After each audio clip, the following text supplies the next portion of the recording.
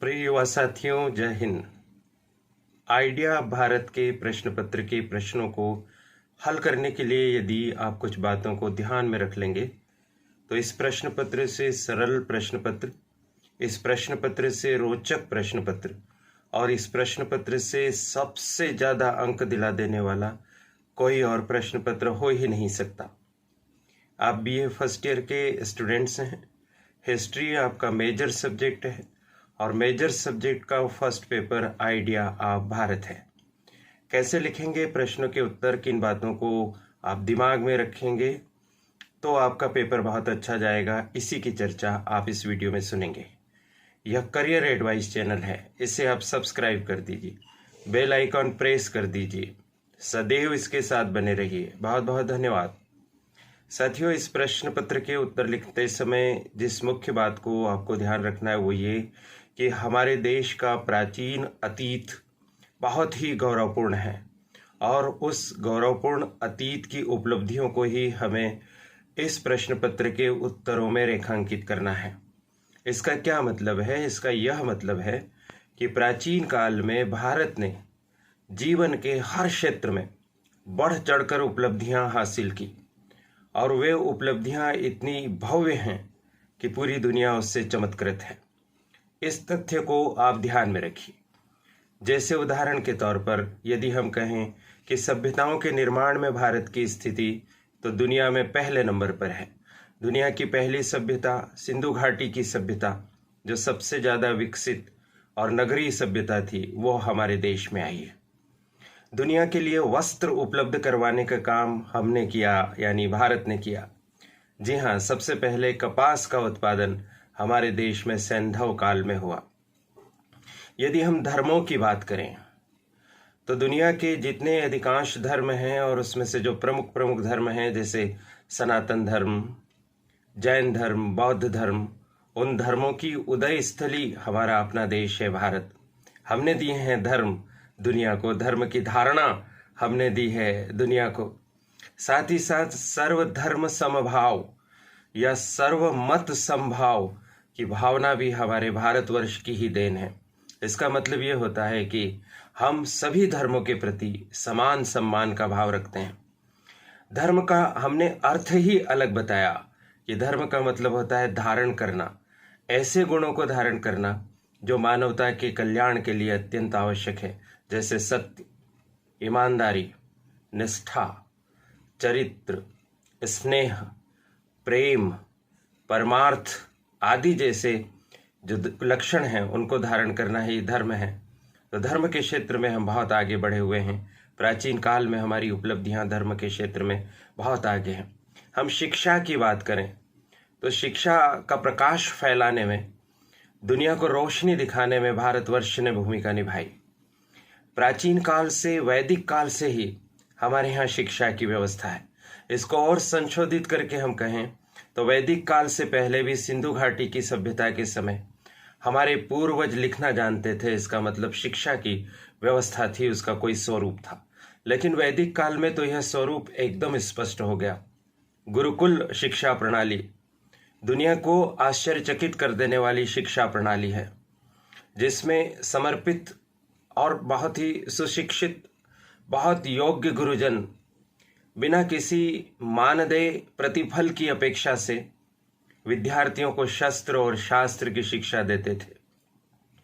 निरव अरण्यों में अपने गुरुकुलों के माध्यम से गरीब, अमीर, राजा के पुत्र हों या जनसामान्य की संतानें, सब वहाँ शिक्षा ग्रहण करती थी। यही गुरुकुल शिक्षा प्रणाली आगे चलकर विश्वविद्यालयीन शिक्षा प्रणाली में रूपांतरित हुई। तक्षशिला विश्वविद्यालय जो पाकिस्तान में चला गया, नालंदा विश्वविद्यालय जो बिहार में है, वल्लभी विश्वविद्यालय जो गुजरात में है और विक्रमशिला विश्वविद्यालय जो बंगाल में है, ये सब विश्वविद्यालय प्राचीन शिक्षा के गौरवपूर्ण इतिहास की कीर्ति पताकाएं हैं, जहां पर न केवल देश के बल्कि विदेशों के विद्यार्थी भी शिक्षा प्राप्त करने के लिए तत्पर रहते थे। तो जब शिक्षा की व्यवस्था पर कोई प्रश्न आए तो इन गौरवपूर्ण बिंदुओं को आप उसमें रेखांकित कीजिए और आगे बढ़िए। विज्ञान के क्षेत्र में भारतवर्ष का कोई जवाब नहीं है, लाजवाब है। यदि हम पुराणों में, वेदों में देखें तो वहाँ से ही हमें विज्ञान की विभिन्न शाखाओं का उल्लेख मिलना शुरू हो जाता है। खगोल विज्ञान की बहुत बड़ी बड़ी बातें हमारे वेदों में लिखी है। चिकित्सा विज्ञान पर तो पूरा अथर्ववेद ही आधारित है। और अगर हम आगे बढ़ें तो विज्ञान के महत्वपूर्ण सिद्धांत, चाहे वो पृथ्वी का गोल होना, चाहे वो पृथ्वी का सूर्य के आसपास परिक्रमा करना, चाहे पृथ्वी की गुरुत्वाकर्षण शक्ति, ये सब चीजें भारत में खोज ली गई थी। और इसके लिए वैज्ञानिक थे आर्यभट्ट, ब्रह्मगुप्त जैसे जाने माने नाम हमें प्राचीन काल में मिलते हैं, जिन्होंने विज्ञान के उन विशिष्ट सिद्धांतों का पता लगाया जिसका श्रेय बाद में पश्चिमी और यूरोपीय वैज्ञानिकों ने अपने खाते में लिखवा लिया, जबकि वास्तविक जनक इसके हम हैं। चाहे रसायन शास्त्र हो, चाहे धातु विज्ञान हो, और चिकित्सा विज्ञान में तो हमारी उन्नति बहुत आगे थी। सुश्रुत और चरक जैसे हमारे पास वैद्य थे, जिन्होंने उस दौर में शल्य चिकित्सा यानी ऑपरेशन जैसी व्यवस्थाओं का भी पूरी तरह से निरूपण कर दिया था। इसी तरह से विज्ञान में जहां तक आप सोच सकते हो वहां तक हम दिखाई देते हैं। गणित की अगर बात करें तो दशमलव की खोज, शून्य की खोज, यदि शून्य की खोज नहीं होती तो क्या होता, आप सोच लीजिए। पाई का मान हमारे आर्यभट्ट जैसे गणितज्ञ ने निकाल दिया, ज्ञात कर दिया। भास्कराचार्य जी बहुत बड़े गणितज्ञ थे, जिन्होंने लीलावती नाम की एक किताब लिखी जो गणित पर आधारित यह पुस्तक है। देखा आपने कि कैसा विज्ञान का हमारा उपलब्धियों का स्वर्णिम दौर रहा। तो जब आप उत्तर लिखें विज्ञान की प्रगति तो आप इसमें लिखिए। प्रौद्योगिकी की प्रगति की अगर अपन बात करें तो उसमें भी हम पीछे नहीं थे। हमने लघु उद्योगों, कुटीर उद्योगों के माध्यम से बहुत सारी वस्तुओं का निर्माण करना शुरू किया। हमने सिंचाई के क्षेत्र में नई नई तकनीकी की खोज की और उसे लागू किया। याद कीजिए, पहिया बनाया हमने पाषाण काल में और उससे गतिशीलता मिली वाहनों को। अग्नि की खोज हमने पाषाण काल में की और उस अग्नि ने पूरी दुनिया को बदल दिया। हमने धातुओं को मिश्रित करके नई धातुओं को निर्माण करने की प्रौद्योगिकी की खोज की। हमने बहुत पहले ही तांबे और टीन को मिलाकर कांसा बना लिया। और हमने लोहे की खोज की और लोहे को ढालना, गलाना और उसके आधार पर अलग अलग तरह की उपयोगी वस्तुओं का निर्माण करना, ये भी हमने सीखा। और जब हमारे पास धातुएं नहीं थी तो हमने पत्थरों को ही वह आकृतियां प्रदान कर दी जिससे पत्थर हमारे जीवन के आधार हो गए। क्या पाषाण के अस्त्र शस्त्र हों या पाषाण की अन्य वस्तुएं हैं जो जीवन में काम आती है। तो किस तरह से हमारी प्रौद्योगिकी पूरे दौर में बहुत ही विकसित नजर आती है। कला की बात करें तो आप उसमें बताइए कि दुनिया की पहली कला चित्रकला पाषाण काल से ही भारत में अस्तित्व में दिखाई देती है। हमने पत्थरों पर हजारों साल पहले जो चित्र बनाए उसके अवशेष आज भी दिखाई देते हैं। भीमबेटका की गुफाओं का उल्लेख कीजिए, जहां पर 500 से अधिक गुफाओं में हजारों साल पहले के चित्र उपलब्ध हैं। अजंता एलोरा की गुफाओं का उल्लेख कीजिए, अजंता की मरणासन्न राजकुमारी का चित्र या फिर महाभिनिष्क्रमण का चित्र, उसके बारे में आप अपने उत्तर में लिखकर भारत की गौरव गाथा को रेखांकित कीजिए। स्थापत्य कला के क्षेत्र में ऐसे शानदार भवन हमने बनाए, चाहे उसमें आवासीय भवन हो सिंधु घाटी की सभ्यता के, जहाँ के भवनों को देखकर इतिहासकार ऐसा कहते हैं कि लगता है कि हम इंग्लैंड के आधुनिक शहर राजधानी लंदन के अवशेषों में खड़े हुए हैं। क्या बेहतरीन नगर नियोजन, किस तरह से सड़कों का निर्माण, किस तरह से एक के ऊपर एक मंजिलों का निर्माण, कैसे पक्की ईंटों का उपयोग, कितनी बेहतरीन प्रौद्योगिकी और वैज्ञानिक प्रगति की ये गाथा है। इसका उल्लेख आप पूरे गर्व के साथ कीजिए। याद रखिए, आइडिया भारत का उत्तर लिखते समय आप भारतीयता के गर्व में अपने आप को अनुभूति में रखिए। आप उस गौरवपूर्ण अतीत को और उस समय की हमारे पूर्वजों की शानदार उपलब्धियों को अपने मानस में रखिए। आपकी हर पंक्ति से भारत के प्रति श्रद्धा, भारत की उपलब्धियों के प्रति गौरव का भाव अनिवार्य रूप से झलकना चाहिए। बहुत शानदार उत्तर आपका बनेगा। आर्थिक क्षेत्र में यदि हम बात करें तो आप उसमें बताइए कि सोने की चिड़िया था भारत।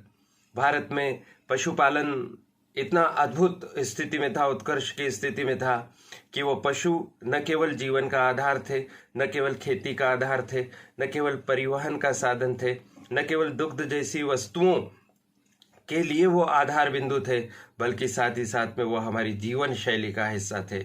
पशुओं को कभी भी हमने अपने से अलग न समझकर उनके साथ आत्मीयता का, स्नेह का व्यवहार किया। पशु हमारी जीवन शैली का अनिवार्य हिस्सा बन गए। हमने पशुओं को प्रेम दिया और पशुओं ने हमें उपयोगिता प्रदान की। आप बताइए कि कृषि का कार्य भारतवर्ष में हुआ, और भारतवर्ष में जो कृषि प्रारंभ हुई तो हमारे देश की धरती सोना उगले, चांदी उगले उगले हीरे मोती की तरह जो फसलें उत्पन्न करती थी, शस्य श्यामला ये हमारी भारत भूमि है, उस पर प्रचुर मात्रा में अन्न उत्पन्न होता था। आप उसमें उल्लेख कीजिए कि सिंधु घाटी की सभ्यता के समय तो इतना अनाज उत्पन्न होता था कि उसे रखने के लिए गोदामों की आवश्यकता पड़ती थी। आप बताइए कि हमारे यहाँ पर जो अनाज उत्पन्न होता था, हमारे यहाँ जो वस्तुएं बनती थी, हस्तशिल्प की वस्तुएं, चाहे वो कपड़ा हो, चाहे वो गहने हो, चाहे घरेलू उपयोग की वस्तुएं हों, उसकी देश और दुनिया में बहुत मांग थी। हमारे व्यापारी विदेशों में जाते थे, थल मार्ग से जाते थे, जल मार्ग से जाते थे, और विदेशों में भारतीय उत्पादों का लोहा मनवा कर आते थे। हमारी वस्तुएं जब विदेशों के बाजार में जाती थी तो ग्राहकों में इस बात की होड़ लग जाती थी कि पहले मुझे मिले। हमारे व्यापारियों की वस्तुएं देखते देखते समाप्त हो जाती थी और वहां से वो लेकर आते थे सोना, चांदी, हीरे मोती, बहुमूल्य रत्न और पत्थर, और उससे हमारी समृद्धि खूब थी। अंतर्देशीय व्यापार के तो कहने ही क्या थे, हम कई देशों से व्यापार करते थे। आयात हमारा बहुत कम था लेकिन निर्यात हमारा बहुत अधिक था, तो बदले में हमें मुद्रा ज्यादा मिलती थी, हमें मुद्रा कम खर्च करना पड़ती थी। इसका आप उल्लेख कीजिए। पर्यावरण के प्रति संचेतना, क्या कहने हैं उसके। वेदों में आप देखेंगे तो वृक्षों की रक्षा करने की बात कही गई। आगे भी अगर आप उसमें उल्लेख देखेंगे तो हमारे शास्त्रों में यह बताया गया है कि वनों को नुकसान पहुंचाना एक अपराध की तरह है। हमने बहुत ही शालीन जीवन शैली को अपनाया, बहुत शुद्ध सात्विक जीवन शैली को अपनाया, और पर्यावरण को हमने बहुत ज़्यादा महत्ता प्रदान की प्राचीन काल में। अशोक नामक सम्राट का तो यह भी उदाहरण मिलता है कि कुछ स्त्रियों द्वारा वृक्षों को कटवा दिए जाने पर या उसकी शाखाएं तोड़ लिए जाने पर उनके खिलाफ दंडात्मक कार्रवाई की गई।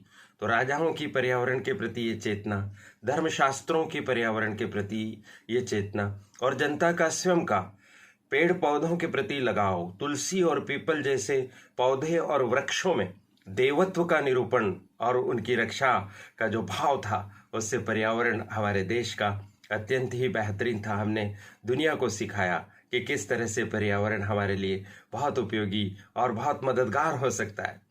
इसके अलावा हमारी शौर्य परंपरा, शौर्य की नैतिक परंपरा, हमारे पूर्वज प्राचीन काल के बेहद वीर थे, बहुत साहसी थे, लेकिन जब वो लड़ते थे तो उसमें नैतिक मूल्यों और नैतिक नियमों का उपयोग करते थे।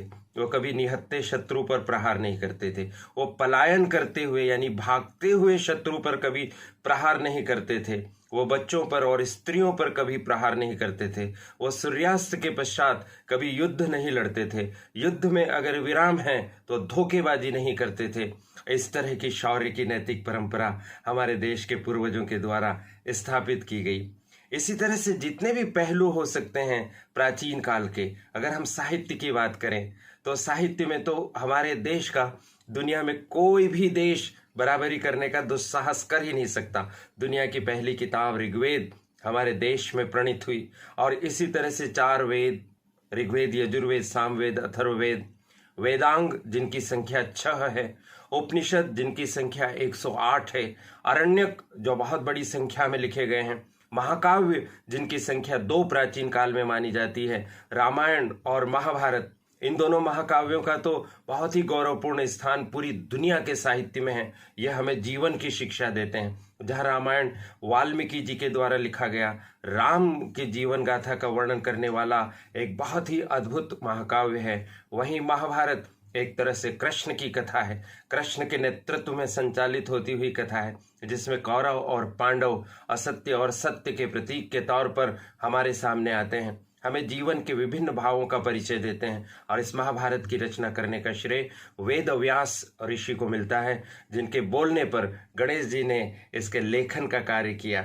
हमारे यहाँ 18 पुराण हैं और प्रत्येक पुराण अपने आप में कई अद्भुत कथानकों को समेटे हुए हैं।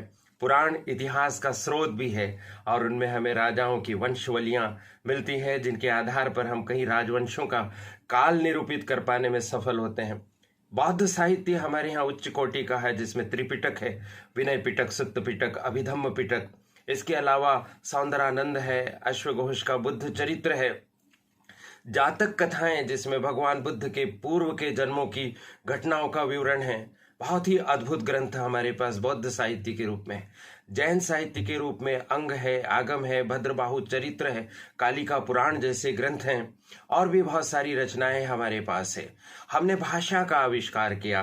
भाषा अर्थात हमारे विचारों को अभिव्यक्त करने का माध्यम, जिसमें हम लिखित रूप में भी अपनी बात कह सकते हैं, और जैसे मैं मौखिक रूप में आपको अपनी बात कह रहा हूं, इस तरह से भी कह सकते हैं। हमने लिपियों का विकास किया। साथियों, भाषा और लिपि में अंतर यह होता है कि भाषा अभिव्यक्ति का माध्यम है, जो मौखिक भी हो सकती है, और लिपि उस भाषा को लिखने का तरीका है। हमारे देश में अनेक लिपियां रहीं। सबसे पहले लिपि की शुरुआत हमारे देश में सिंधु घाटी की सभ्यता के काल में हुई। यह अलग बात है कि उस समय की लिपि को हम पढ़ नहीं पाए। वह चित्रात्मक लिपि है, और उसमें 500 से अधिक हमें विभिन्न प्रकार के चिन्ह प्राप्त होते हैं, जो उस लिपि को अभिव्यक्त करने का काम करते हैं। हो सकता है कि आगे चलकर कोई सिंधु लिपि को पढ़ पाए और सिंधु घाटी की सभ्यता का नया इतिहास हमारे सामने आ जाए। हमारे देश में और भी लिपियां हुई, जैसे ब्राह्मी लिपि, जैसे खरोष्टी लिपि, जैसे तिलगिरी लिपि, और इन सब लिपियों की अपनी विशेषताएं हैं। ब्राह्मी लिपि हमारे देश की वह प्राचीनतम लिपि है जिसमें लिखा हुआ हम पढ़ने में सफल हो गए हैं, और इतिहास के कई महत्वपूर्ण स्रोत जैसे अशोक के अभिलेख ब्राह्मी लिपि में लिखे हुए हैं, और उसके माध्यम से हम इतिहास को जान पाए, संजो पाए। तो लिपियों का विकास हो, भाषा का विकास हो, साहित्य के सृजन की बात हो, इन सब में हमारा देश बहुत आगे बढ़ा चढ़ा हुआ है। इन सब बातों को ध्यान में रखते हुए आप अपने उत्तरों को लिखेंगे। हमारा देश एकमात्र एक ऐसा देश है जिसके इतने सारे नाम हैं। इस बात को भी आप मस्तिष्क में बैठा कर रखिए। आर्यावर्त, सप्त सैंधव, जम्बू द्वीप, ब्रह्मदेश, ब्रह्म ऋषि देश, भारत, भारतवर्ष, इंडिया, हिंदुस्तान जैसे अनेक नाम इसके पर्याय हैं, और उनकी शाश्वतता अभी भी बनी है। भारत नाम के पीछे बहुत सारी कहानियां बताई जाती है कि राजा दुष्यंत और शकुंतला के प्रतापी पुत्र भारत के नाम पर हमारे देश का नाम भारत पड़ा। तो कोई कहते हैं कि राम के जो भाई हैं भारत, उनके नाम पर भारत पड़ा है। तो कोई कहता है कि ऋग्वेद में जो सुदास राजा का उल्लेख है, जो भरतवंशी थे, उनकी शौर्यता की वजह से हमारे देश का नाम भारत रखा गया। इस तरह की बहुत सारी बातें जो हमें अपने मन में भारत के प्रति, अपने देश के प्रति गौरव की भावना जगाती हैं। अगर हम संविधान की बात करें तो उसमें भारत और इंडिया ऐसे दो विशेषण, दो संज्ञाएं हमारे देश के लिए दी गई हैं। तो कितना बढ़िया हमारे देश का इतिहास है, कितनी सारी गौरव गाथाएं। इन सब चीज़ों को आप ध्यान में रख के और उत्तर अपने लिखिए। हर क्षेत्र में हम आगे बढ़े चढ़े थे। राजनीति की अगर हम बात करें तो राजनीति हमारे जीवन में, हमारे प्राचीन काल में एक इस तरह का साधन थी जिसके माध्यम से जन कल्याण किया जाना है। राजा इस धरती पर, अगर राजा के दैवीय सिद्धांत की बात करें तो इस धरती पर ईश्वर के प्रतिनिधि के तौर पर जनता के कल्याण के लिए होता था। राजा प्रजा को अपनी संतान की तरह मानता था। अशोक जैसे राजा कहते थे कि जनता को अगर मुझसे कोई काम है तो मुझसे कभी भी संपर्क कर सकती है, इस बात की चिंता किए बिना कि उस समय मैं क्या कर रहा हूँ, कहाँ पर हूँ, शयन कक्ष में हूँ, भोजन कक्ष में हूँ, राज दरबार में कार्यों को संपन्न कर रहा हूँ, जनता के लिए मैं सदैव उपलब्ध रहूंगा। जन कल्याण ही हमारी प्राचीन राजनीति, प्राचीन शासन प्रबंध आदि का आधार थी। हमारे यहाँ पर राजाओं के करारोपण की व्यवस्था बहुत ही न्याय संगत थी। किसी भी प्रकार के कर का अनावश्यक अवांछित भार हमारी जनता पर नहीं पड़ता था। इस तरह से आपने देखा कि हमारे देश का प्राचीन इतिहास कितना गौरवपूर्ण है, और आइडिया ऑफ भारत में आपको हर जगह इसे अभिव्यक्त करना है। और साथियों, यह अतिशयोक्ति नहीं है। प्राचीन भारत में हमारे यहाँ अद्भुत और अविश्वसनीय उपलब्धियां हुई है। विज्ञान, तकनीकी, अर्थव्यवस्था, कृषि, साहित्य, कला, सबके क्षेत्र में जो प्रतिभाएं उमड़ी हैं वो प्रतिभाएं बेजोड़ रहीं। तो ये सब आप गौरव भाव के साथ अपने परीक्षा के उत्तरों में अंकित करेंगे तो यकीन मानिए आपका पेपर बहुत अच्छा जाएगा, सरल भी लगेगा और अच्छे अंक भी आप प्राप्त करेंगे। ये वीडियो अब यहीं पर हम समाप्त कर रहे हैं। आशा है मात्र इस वीडियो से आइडिया ऑफ भारत का पेपर आपका बहुत अच्छा जाएगा। रात्रि में काफ़ी देर हो गई है इस वीडियो को बनाते हुए, चूंकि आपकी परीक्षा है, इसलिए वक्त की आवश्यकता को ध्यान में रखकर ये वीडियो तैयार किया। मुझे अवसर देने के लिए करियर सेल की संचालिका प्रीति गुलवानिया जी और उनकी परिश्रमी टीम के प्रति बहुत बहुत आभार। आप सभी को शुभकामनाएं। नमस्कार।